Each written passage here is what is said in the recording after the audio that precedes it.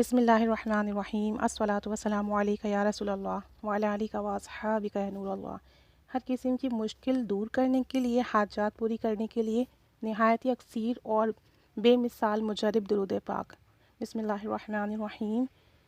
اللہم صلی علی محمد کما هو اہلہ و مستحق۔ اے اللہ، رحمت نازل فرما محمد صلی اللہ علیہ وآلہ وسلم پر، جیسا کہ آپ صلی اللہ علیہ وآلہ وسلم اس کے اہل اور اس کے مستحق ہیں۔ اس درود پاک کی فضیلت میں آتا ہے کہ اگر کوئی کام دشوار ہو گیا ہو، مشکل ہو گیا ہو، کوئی سخت ترین آفت آ گئی ہو، کوئی پریشانی ہو، کوئی جائز مراد ہو جو کہ پوری نہیں ہو رہی ہو، جب تمام لوگ گھر کے سو جائیں تو ان کے سونے کے بعد تازہ وضو کریں، یعنی نیا وضو کر قبلہ رخ بیٹھ کر اس درود پاک کو 1000 مرتبہ بسم اللہ شریف کے ساتھ پڑھیں، یعنی کہ ہر بار پہلے بسم اللہ پڑھیں پھر درود پاک۔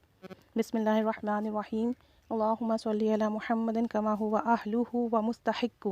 اس طرح سے آپ نے 1000 مرتبہ پورا کرنا ہے۔ اس کے بعد 70 مرتبہ کلمہ طیبہ بسم اللہ کے ساتھ پڑھنا ہے، یعنی ہر بار پہلے بسم اللہ شریف اور اس کے بعد کلمہ طیبہ پڑھنا ہے۔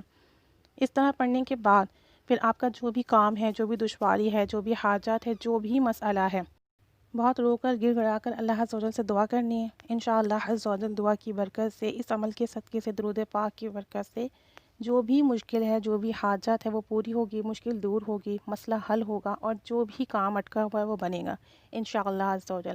اگر تہجد میں اٹھ کر یہ عمل کریں تو بہت ہی بہتر ہے کہ تہجد میں مانگی گئی دعا جو ہے اللہ عز و جل قبول فرماتا ہے، اور اس وقت آپ درود پاک کے وسیلے سے مانگیں تو انشاءاللہ عز و جل ضرور بالضرور حاجات پوری ہوگی۔ ذریعۃ الوصول، حوالہ نمبر 130۔